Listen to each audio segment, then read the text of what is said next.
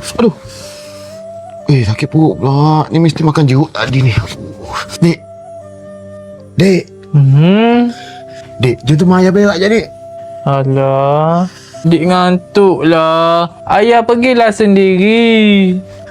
Alah, sekejap je. Ayah takut. Takut apanya? Ayah kan dah besar. Adik ngantuk. Jomlah teman ayah. Dek, kalau adik teman ayah, besok ayah bagi buku handphone. Serius lah ayah. Ya. Kejap adik ambil lampu suluh. Cepat, Dek. Janji tahu esok bagi buku handphone. Ayah busuk lah. Kalau busuk, tutuplah mulut tu. Mana ada orang hidup pakai mulut. Pakai hidung lah.